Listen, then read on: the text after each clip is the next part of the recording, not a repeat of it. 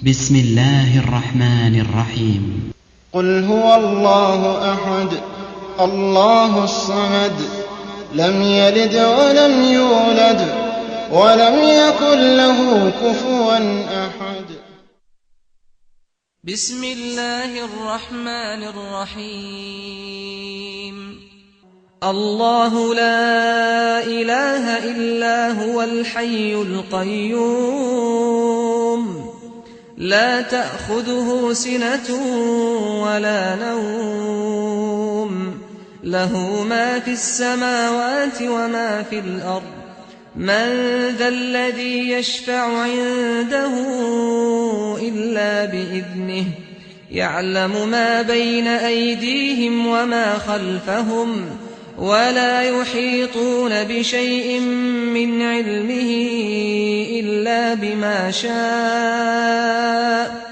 وسع كرسيه السماوات والأرض ولا يؤوده حفظهما وهو العلي العظيم. جی السلام علیکم ورحمۃ اللہ وبرکاتہ. جی الحمدللہ والصلاة والسلام علی رسول اللہ نبینا محمد وعلی آلہ وصحبہ ومن والہ. آج کی جو کلاس ہے وہ رمضان کے حوالے سے رکھی گئی ہے. کچھ ایسی چیزیں ہیں جو میں چاہوں گا کہ آپ لوگوں سے شیئر کی جائے، اور تاکہ آپ رمضان کا مہینہ، ہم سارے سب کو ضرورت ہے کہ رمضان کا مہینہ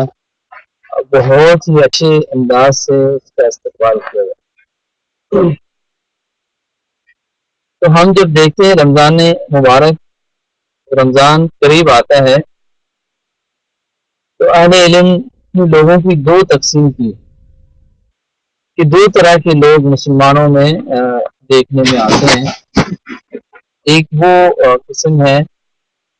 جو رمضان المبارک کے مہینے کو سستی، کھانا پینا اور نیند اور غفلت کے اندر جو ہے وہ روزہ بھی رکھتا ہے، دن سو کر گزارتا ہے، اور راتیں جو ہیں وہ ایسے فضول کاموں کے اندر جو ہے وہ گزار دیتے ہیں. دوسری وہ قسم ہے جو جن کو اللہ تعالیٰ نے، جن کے ساتھ اللہ تعالیٰ نے بہت نیکی کا ارادہ کیا کہ وہ لوگ رمضان مبارک کو اچھے طریقے سے اس کے خیر کو حاصل کر سکے، اور اللہ تعالیٰ نے ان کی جو ایمان کی ہے ان کے ذریعے ان کو حق کی بصیرت عطا فرما دی. وہ باطل اور حق کے درمیان فرق کرنا اسی مہینے کے ذریعے سیکھتے ہیں، اور رمضان کا جو استقبال ہے وہ اتنی خوشی اور بشارت اور محبت سے کرتے ہیں. اس کی وجہ یہ ہے کہ وہ لوگ ایسے ہیں جنہوں نے رمضان کے اندر وہ برکات دیکھی ہیں جس برکات کی وجہ سے ان کو خوشی اور رمضان کے مہینے کو حاصل کرنے میں ان کو بہت ہی پہنچتا ہے. اور انہوں نے اس چیز کو بھی دیکھ لیا کہ اس مہینے کے اندر گناہوں کی جو مغفرت ہے اس کی ایسا اس کا موقع ہے کہ جس کو وہ اپنے ہاتھوں سے جانے نہیں دیتے. تو یہ وہ مہینہ ہے جس میں اللہ تعالیٰ کی طرف سے مغفرت اور رحمت اور جہنم سے چھٹکارے کا ذریعہ بنتا ہے. اس لیے امام نسائی رحمہ اللہ نے اپنی سنن میں جو حدیث ذکر فرمائی ہے، اور شیخ البانی رحمہ اس کو صحیح فرمایا ہے، کہ آپ صلی اللہ علیہ وسلم نے ارشاد فرمایا اتاکم رمضان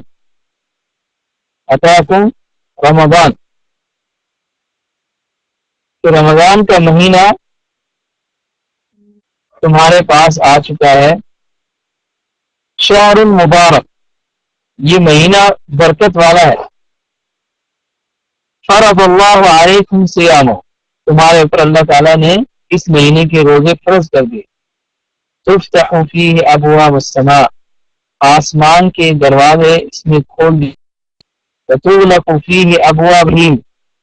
جہنم کے دروازے بند کر دیے جاتے ہیں. وتغل فیہ مردۃ الشیاطین، جو مرد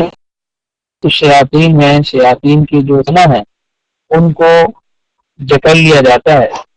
للہ فیہ لیلۃ خیر من الف شہر، اللہ رب العالمین کی طرف سے اس مہینے میں ایک ایسی رات ہے جو 1000 مہینوں سے زیادہ بہتر ہے. من حرم خیرها فقد حرم، جس نے اس رات کے خیر کو نہیں پایا تو وہ حقیقت میں محروم انسان ہے. تو جو مومن اس حدیث کو سن لے تو اس مومن کے دل میں کس طرح کی طرف پیدا ہوتے ہیں، تو کس طرح سے اپنی زندگی کے ایک بہترین ذریعہ کامیابی کا اور مغفرت کا، نجات کا، بلندی کا بنا سکتا ہے. تو آئیے ہم ان لوگوں کے کچھ طریقے سامنے دیکھتے ہیں کہ وہ لوگ جن کو اللہ تعالیٰ نے توفیق دی ہے وہ اس مہینے کا استقبال کیسے کرتے.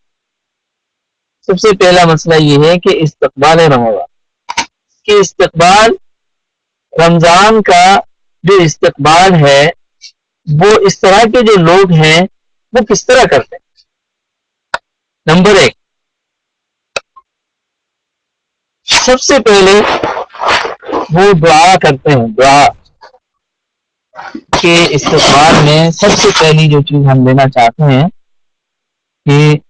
رمضان کا استقبال کیا جائے تو سب سے پہلی بات یہ ہے، پہلا راستہ، پہلا طریقہ یہ ہے کہ انسان کو دعا کرنی چاہیے کہ اللہ مجھے رمضان کے مہینے تک پہنچا دینا اور میں صحت اور عافیت اور تندرستی کے ساتھ یہ روزے اور اس کا قیام کر سکتے.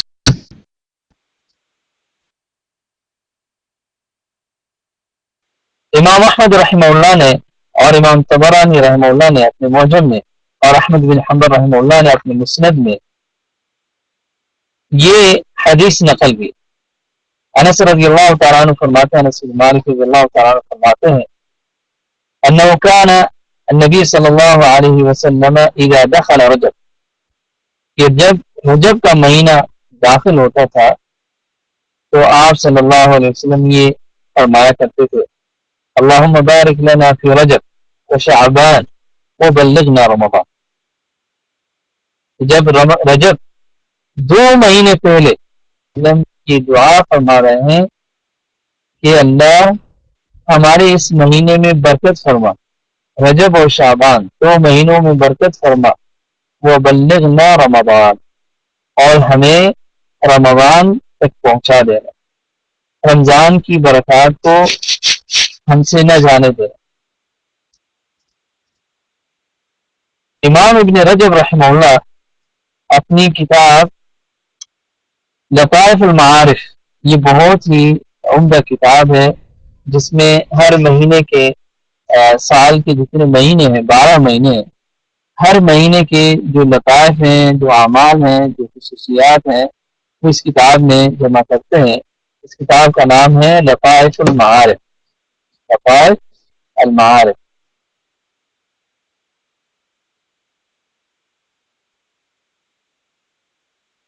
اس کتاب میں لکھتے ہیں کہ جو اسلاف تھے ہمارے سلف صالحین رحمہم اللہ، وہ كان السلف الصالح يدعون الله ان يبلغهم رمضان. سب سے پہلے تو وہ دعا کرتے تھے کہ اللہ ہمیں رمضان تک پہنچا دے. ثم يدعونه ان يتقبله منه، پھر یہ دعا کرتے تھے کہ اللہ جس رمضان تک آپ نے ہمیں پہنچایا ہے، اس رمضان کے روزے، اس رمضان کی عبادت میں، اس رمضان کے اندر قیام اور قراءت قرآن، یہ ساری کی ساری چیزیں قبول فرما۔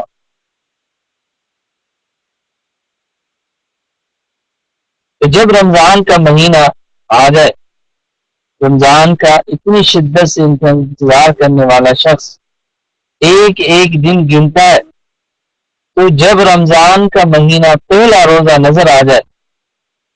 تو نبی کریم صلی اللہ علیہ وسلم اس رمضان کے چاند کو دیکھنے کا بڑا اہتمام کرتے تھے۔ اس لیے امام ترمذی رحمہ اللہ نے اپنی سنن میں، اور امام دارمی رحمہ اللہ نے اپنی سنن میں،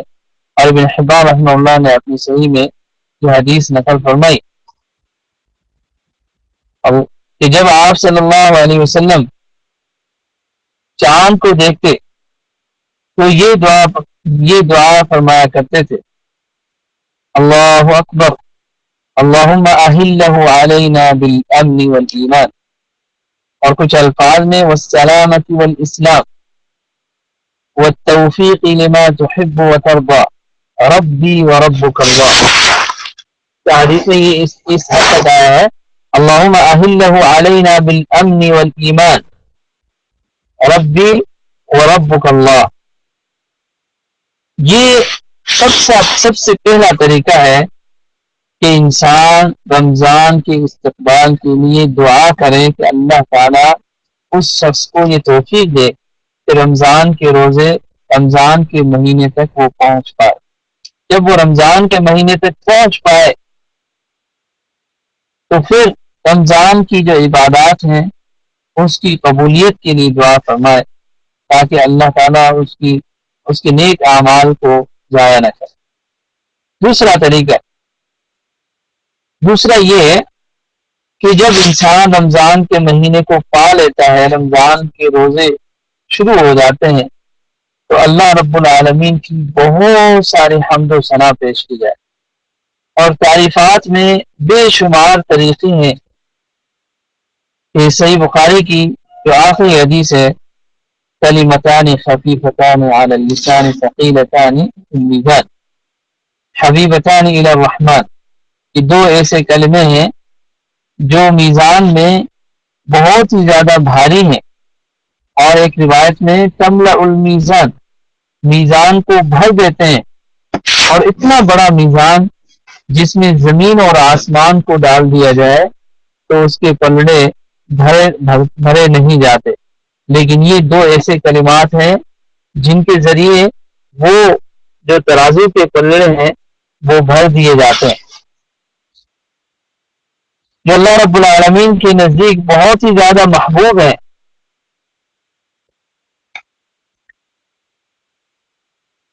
سبحان اللہ وبحمدہ سبحان اللہ العظیم، سبحان اللہ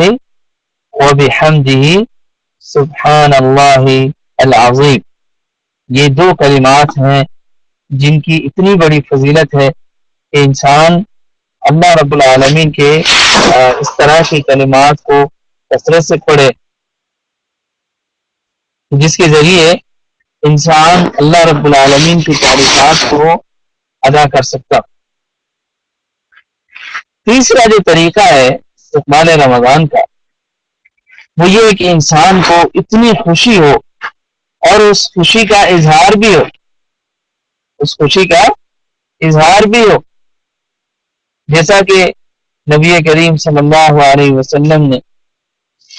آپ صلی اللہ علیہ وسلم جب رمضان کا مہینہ داخل ہوتا تو آپ صلی اللہ علیہ وسلم اپنے ساتھیوں کو بشارتیں دیتے، اور آپ فرماتے، یہ صحیح مسند احمد میں صحیح روایت ہے کہ جاءکم شہر رمضان، یہ مبارک بادیں دیتے کہ رمضان کا مہینہ آیا ہے، اور یہ ایسا مہینہ ہے جس کے اندر برکتیں نازل ہوتی ہیں، اللہ تعالیٰ نے تم پر روزے فرض کر دیے ہیں، وغیرہ وغیرہ۔ اسی طرح جو ہمارے اسلاف تھے، اللہ تعالیٰ ان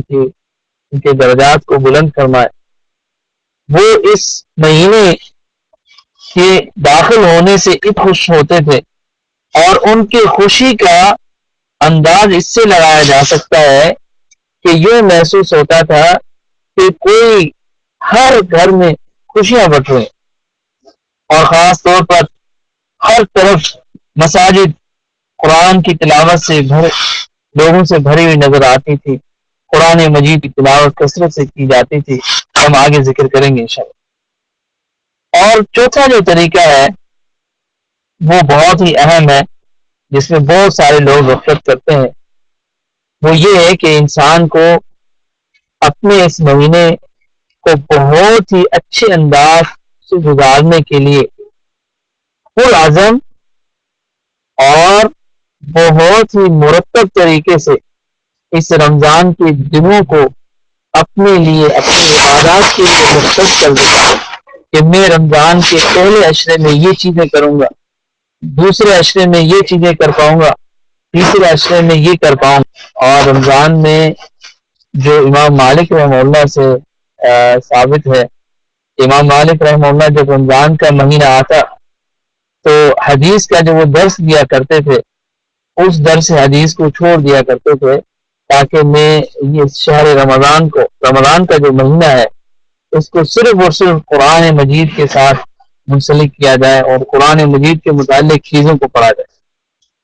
یہاں پر یہ مسئلہ آتا ہے، بہت سارے لوگ دورے میں شریک بھی ہوتے ہیں، بڑا جذبہ ہوتا ہے اور شروع میں دیکھا دیکھی ہر ایک جو ہے وہ اپنی رجسٹریشن بھی کروا دیتا ہے. لیکن دیکھنے میں یہ ہے کہ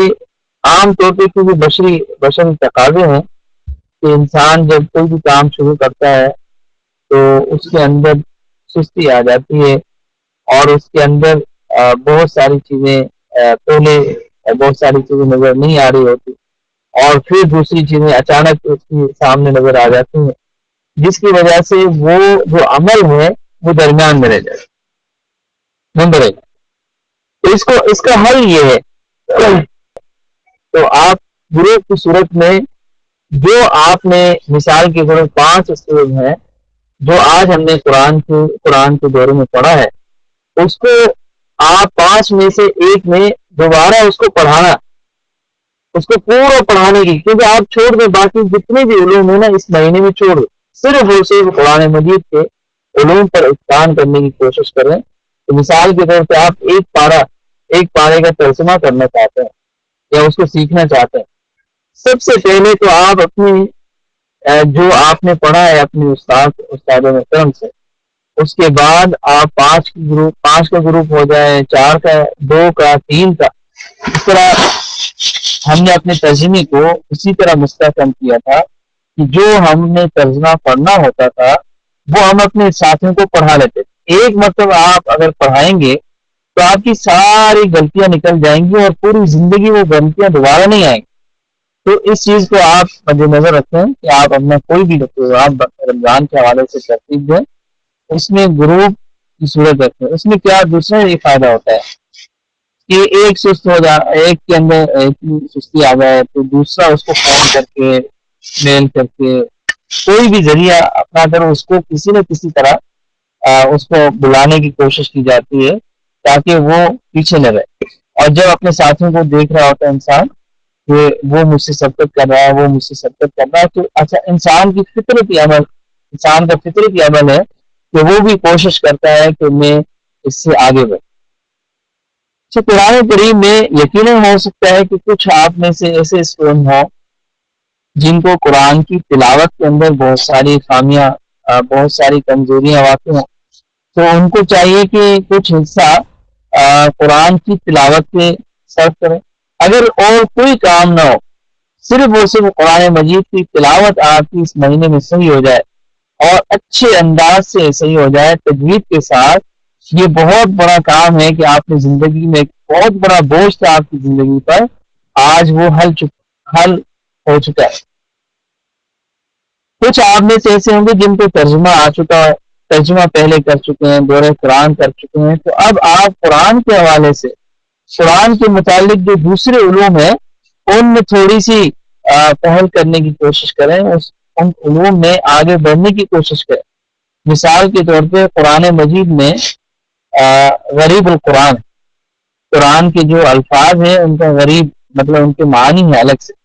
ناسخ منسوخ کے مسائل ہیں قرآن مجید میں.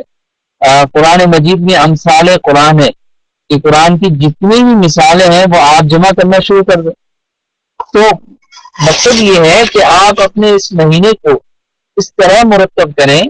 کہ آپ کا ایک دن بھی ایک بھی لمحہ جو ہے وہ ضائع نہیں۔ 6 نمبر 5واں جو نمبر ہے وہ یہ ہے کہ انسان نیک اعمال کرنے پر سچا عزم کرے، پختہ ارادہ کرے۔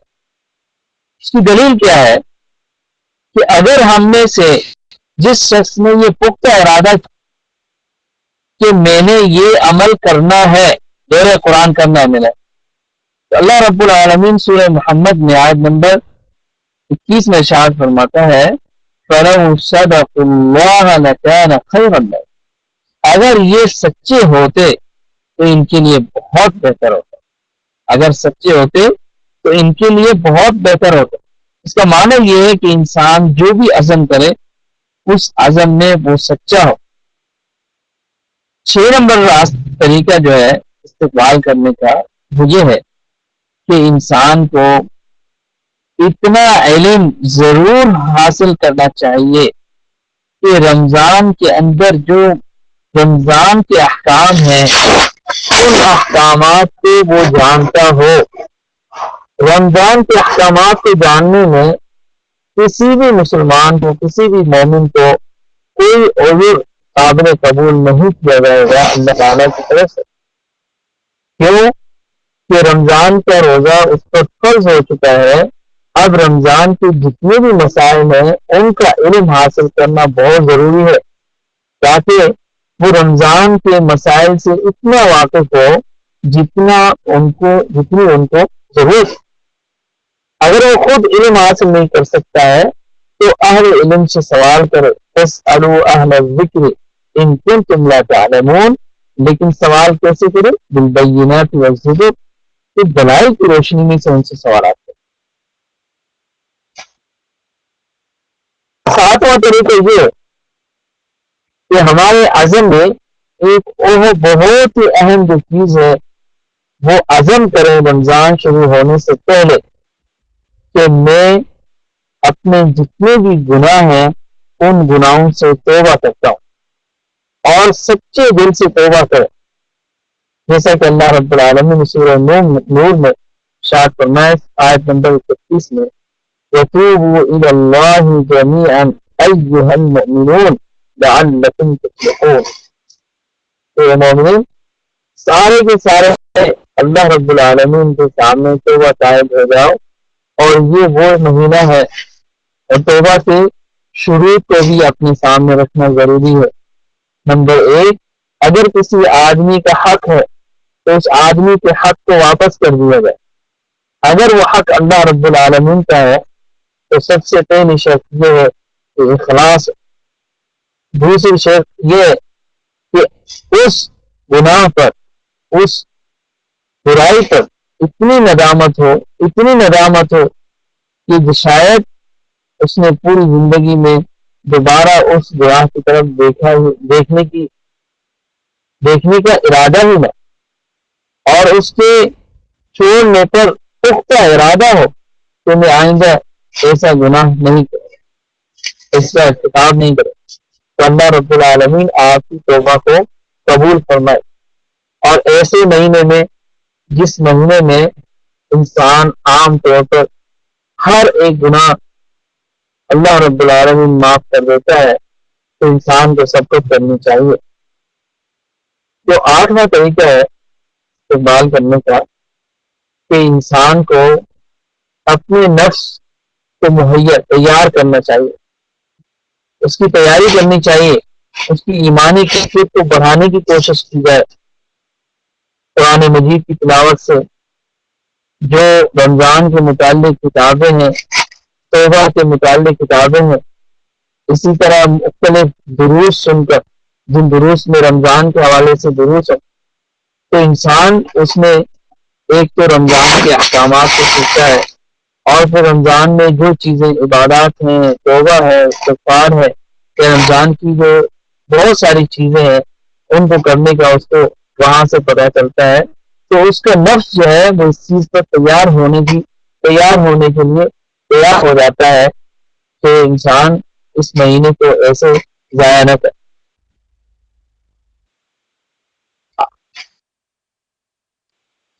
9 نمبر جو راستہ ہے جس کے ذریعے سے ہم رمضان کا استقبال کر سکتے ہیں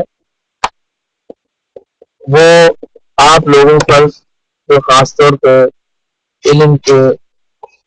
کے ساتھ جن کا تعلق ہے ان کے لیے لازم ہے کہ جو وہ علم حاصل کرتے ہیں اس علم کو لوگوں تک پہنچانے کی کوشش کریں۔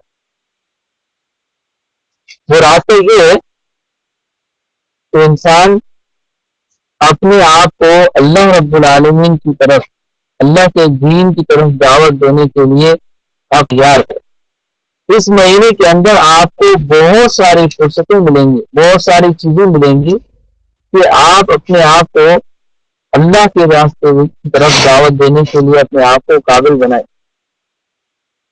مثال کے طور پہ آپ بہت سارے جگہوں پہ افطار پارٹی میں جاتے ہیں یا مختلف، کیونکہ عام طور پر ہر ایک معاشرے کے اندر ایک چیز پائی جاتی ہے یا مختلف دروس ہو رہے ہوتے ہیں، تو وہاں پر جب آپ کو بولنے کا موقع ملے تو اس کو آپ ضائع نہیں کریں، تاکہ آپ جہاں بھی آپ کو کوئی تھوڑا سا بھی موقع ملے بلغوا عنی ولو آیا تو اپنے آپ کو تیار رکھیں۔ رمضان کے مہینے میں آپ کوشش کریں کہ لوگوں تک بہت ہی زیادہ خیر پہنچا سکیں۔ مساجد کے اندر جو نمازی ہیں یا کسی ایسے جگہ پر جہاں پر آپ یا احباب ہے ان کے درمیان آپ چھوٹے چھوٹے رسالے رمضان کے متعلق، رمضان کے احکام کے متعلق، رمضان میں قرآن مجید پڑھنے کے متعلق وغیرہ وغیرہ آپ ان کو تقسیم کرنے کی کوشش کریں، اور رمضان میں ایک دوسرے کو گفٹ دینے کی جگہ پر اس طرح کی چیزوں کو گفٹ کیا جائے تاکہ لوگوں کو دو طرح کا فائدہ ہوگا۔ ایک تو وہ رمضان کے مسائل کو جان لیں گے، اور دوسرا آپ کو فائدہ ہوگا کہ آپ نے ان کی اصلاح کرنے کی پوری کوشش کی۔ اس رمضان کے مہینے میں فقراء، مساکین اور زکوٰۃ، صدقات، اس میں کثرت سے اپنے آپ کو مصروف رکھیں۔ نبی کریم صلی اللہ علیہ وسلم کے بارے میں پتہ ہے کان اجود الناس، رسول اللہ تعالیٰ فرماتے ہیں کہ آپ صلی اللہ علیہ وسلم بہت ہی زیادہ سخاوت کرنے والے انسان تھے، اور سب سے زیادہ سخاوت اور سب سے زیادہ فقراء، مساکین اور لوگوں کے اندر کھانا پینا جو تقسیم کرتے تھے وہ رمضان کے مہینے میں، اور اس حد تک خرچ کرتے تھے کہ جیسا تصویر دی گئی کہ جیسے تیز ہوا کے جھونکے آتے ہیں اس طرح آپ صلی اللہ علیہ وسلم اللہ کے راستے میں خرچ کرتے تھے۔ آخری جو طریقہ ہے، جو آخری طریقہ ہے اس میں استقبال رمضان کے حوالے سے تو بہت ہی اہم ہے کہ انسان جب رمضان کا مہینہ آ چکا ہے، آپ نے عزم بھی کر لیا ہے اپنے رمضان کے مہینے کو گزارنے کا، ایک تہیا بھی کیا ہے کہ میں نے اس طرح گزارنا ہے، تو اللہ کے لیے اس رمضان سے اپنی زندگی کا ایک نیا آغاز شروع کریں۔ اگر گناہوں میں ملوث تھے تو اس رمضان سے اپنی زندگی کا ایسا ایک پیج شروع کریں جس میں کوئی لکیر نہ ہو۔ اور یہ پیج کیسے شروع کر سکیں گے آپ؟ صفحہ اور نئی زندگی کا آغاز ایسے شروع کر سکتے ہیں، نمبر 1 سب سے پہلے اللہ رب العالمین کے حضور آپ توبہ کریں، سچی توبہ کریں۔ نمبر 2 آپ صلی اللہ علیہ وسلم کی اطاعت اور فرما برداری کا پرعزم ارادہ کر لیں کہ جو آپ صلی اللہ علیہ وسلم نے حکم دیا ہے اس کو کیا جائے گا، اور جس سے روکا ہے اس سے رک جائے۔ نمبر 3 اپنے والدین، اپنے رشتہ دار، صلہ رحمی، اگر آپ بیوی ہیں تو آپ کی میاں، اگر آپ میاں ہیں تو آپ کی بیوی، آپ کے اولاد، ان سب کے حقوق کی پاسداری شروع کر دیں۔ دیکھیں والدین کے حقوق اپنی جگہ پر ہیں، رشتہ داروں کے حقوق، ہر آپ کل ذی حق حق کا، کہ ہر حق والے شخص کو اپنا حق دے دیں، یہ اصل چیز ہے۔ اگر یہ چیز آپ نے شروع کر دی تو آپ اس دنیا کے سب سے سعادت رکھنے والے انسان ہوں گے، اور جس شخص کو یہ سعادت مل جائے تو انسان اس سے زیادہ کوئی اور چیز اس کے پاس ہوگی۔ یہ 10 وہ راستے تھے یا طریقے تھے جن کے ذریعے سے رمضان کے مہینے کا استقبال کیا جائے۔ اب ہمارے پاس کچھ ایسی چیزیں ہیں جن کے ذریعے ہو سکتا ہے کہ ہمارے دلوں میں کچھ ترغیب آئے، کچھ حوصلے بلند ہوں کہ ہم کچھ کر سکیں گے۔ تو کچھ چیزیں میں آپ کے سامنے ذکر کرتا ہوں کہ ان چیزوں پہ ہمیں زیادہ اہمیت دینی چاہیے رمضان کے مہینے میں۔ سب سے اہم جو چیز ہے وہ اخلاص۔ آپ صلی اللہ علیہ وسلم فرماتے ہیں من صام رمضان ایمانا واحتسابا غفر له ما تقدم من ذنبه، کہ جو شخص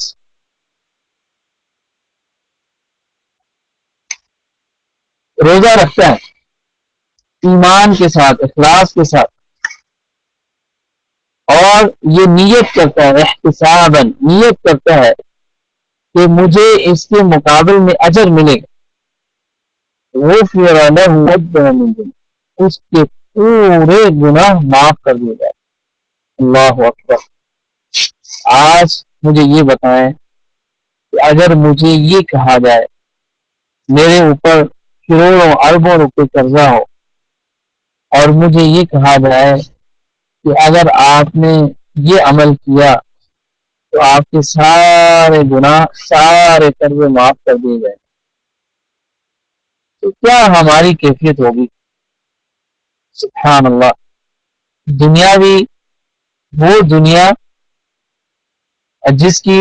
ہو سکتا ہے ہمیں عارضی طور پر ضرورت ہے، لیکن جب آپ کو یہ کہا جائے کہ جس شخص نے ایک روزہ رکھا، ایک روزہ رمضان کا مہینے کے روزے رکھے اخلاص کے ساتھ اور احتساب کے ساتھ، کہ یہ نیت کی، اجر کی نیت کی، غفر له ما تقدم من ذنبه، اس کے سارے گناہ معاف کر دیے جائیں۔ اللہ۔ تو آج اگر ہمیں یہ کہا جائے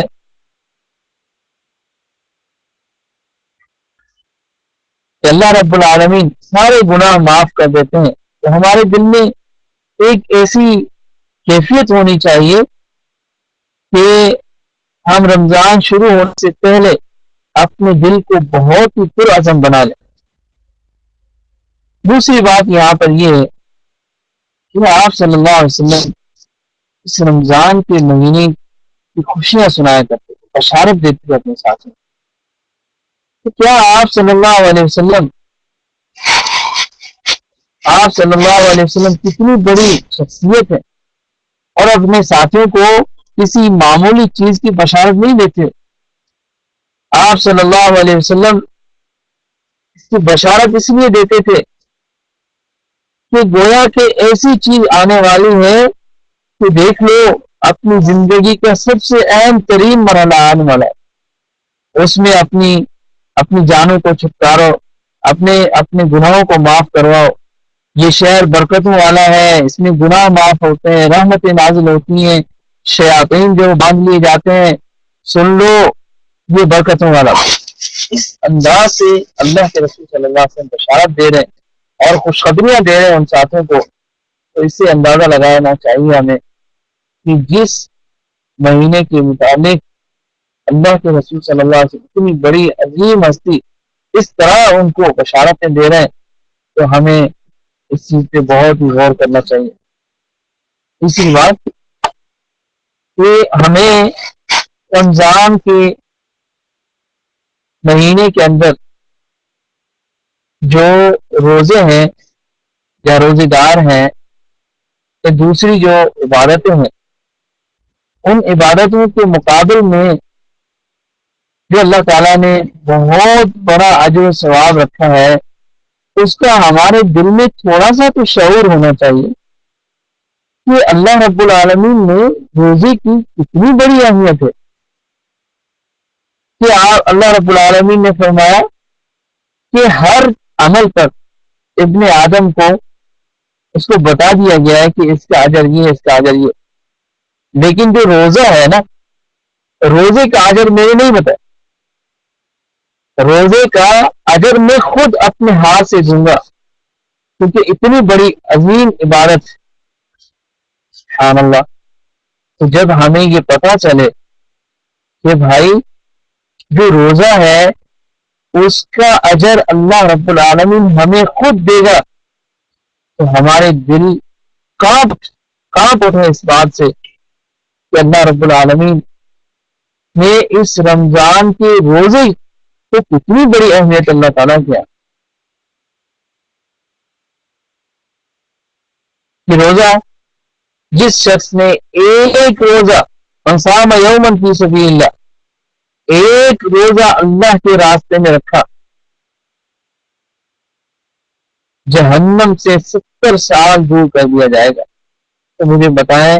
کہ جو شخص پورا مہینہ اللہ کے لیے رکھتا ہے تو وہ کہاں پہنچے؟ سبحان اللہ۔ تو ان چیزوں کو ہمیں محسوس کرنا چاہیے، محسوس کرتے ہوئے اپنی زندگی بسر کرنا چاہیے۔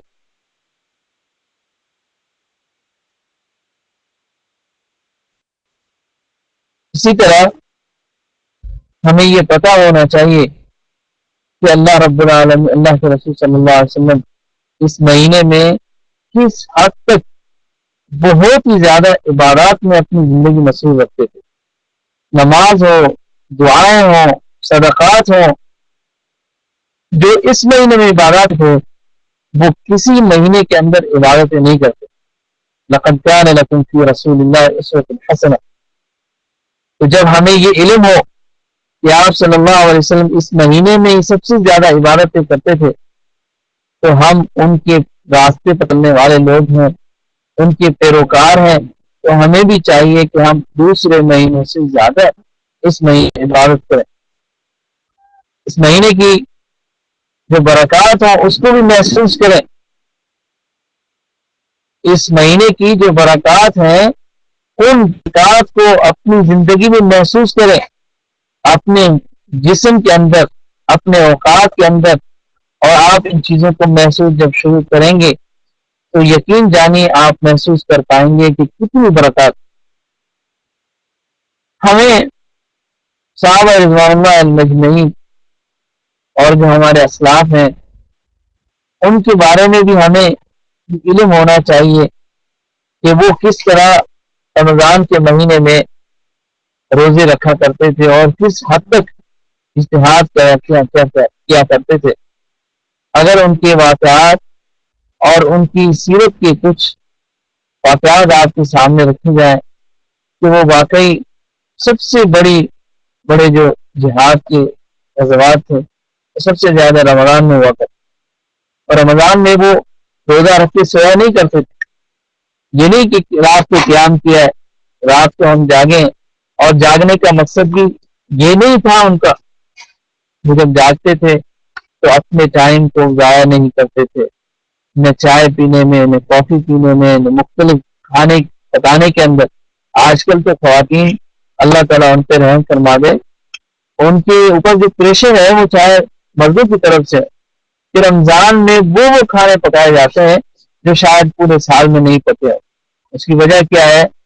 کہ وجہ یہ ہے کہ ہم نے رمضان کے مہینے کو صرف اور صرف کھانے کا مہینہ، چاٹ دیکھ لیں، چٹپٹے کھانے دیکھ لیں، سارے کے سارے کھانے جو ہیں رمضان کے اندر بنائے جاتے ہیں۔ ٹھیک ہے آپ کھائیں، اللہ تعالیٰ نے جو حلال چیزیں ہیں وہ آپ کھائیں، لیکن اللہ کے لیے یہ جو مہینہ ہے اس مہینے کو ان چیزوں میں ضائع نہیں کریں،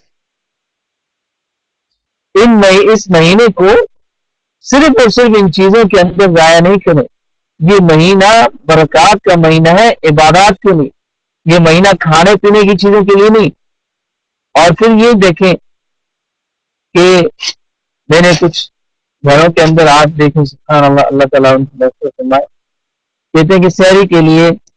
وہ رات کو جو جاگے ہوتے ہیں تو جاگنے کا فائدہ وہ سحری میں گزارتے ہیں، سحری کے کھانے بنانے میں۔ پھر وہ جب سوتے ہیں تو زور میں اٹھتے ہیں، زور میں اٹھ کے پھر جو عصر تک سوتے ہیں،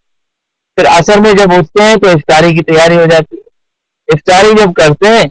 تو اس کے بعد جناب افطاری کے سامان کو سمیٹنا ہوتا ہے، اس کے بعد جو ہے وہ چائے گپ شپ یہ کر مجھے بتائیں کہ یہ روزہ، یہ روزے کا معنی یہی ہے کہ عورت کو اللہ تعالیٰ نے صرف ان چیزوں کے لیے پیدا کیا ہے؟ النساء شقائق الرجال، عورتیں مردوں کے برابر ہیں، کن چیزوں میں برابر؟ جن چیزوں میں برابر ہے، عبادات کے اندر، ایمان کے اندر، تقوی پرہیزگاری کے اندر، ساری چیزوں میں وہ یکساں ہے، وہ ان کے شریک ہیں ان چیزوں میں۔ تو اللہ کے لیے اس مہینے کو بہت ہی پر رونق بنائیے، اور اس مہینے کے اندر اللہ رب العالمین کی جو عبادات ہیں، اور ان عبادات کے اندر اس لذت کو محسوس کرنے کی کوشش کریں جو ایمان کی لذت۔ اور آپ اگر افطاری تیار کرتے ہیں تو اس افطاری تیار کرنے کے مرحلے کے دوران بھی اپنے علم کو ضائع نہیں ہونے دیں، ٹیپ لگا دیں۔ اللہ تعالیٰ نے اس وقت اتنے مسائل آسان کر دیے، آپ اپنے موبائل میں قرآن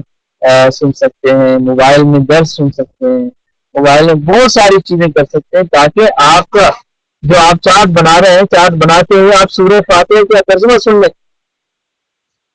سموسے بناتے ہوئے آپ اپنے کام میں قرآن کی کوئی سورت سن لیں، اس کو ریپیٹ کر رہے ہیں۔ اپنے ٹائم کو ضائع نہیں کریں، ہر کام کریں لیکن اپنے ٹائم کو اس طرح مصروف رکھیں کہ اللہ تعالیٰ جب رمضان کے بعد ملاقات ہو تو ہر ایک ہم میں سے اس طرح ہو چکا ہو جیسے ان کو گناہوں سے چھٹکارا مل چکا ہے۔ اور اس وقت میں اسی پر ہی آپ سے اجازت چاہوں گا۔ اللہ تعالیٰ آپ کو جزائے خیر دے، اور اللہ تعالیٰ آپ کو خوش رکھے، اور ہمیں اس مہینے کی جو برکات ہیں ان برکات کو حاصل کرنے کی توفیق عطا فرمائے۔ اقول ما تسمعون واستغفر اللہ لی ولکم ولسائر المسلمین۔ تو اللہ تعالیٰ، میں اسی کے ساتھ اپنی بات کو ختم کروں گا۔ السلام علیکم ورحمۃ اللہ وبرکاتہ۔ جزاکم اللہ خیر۔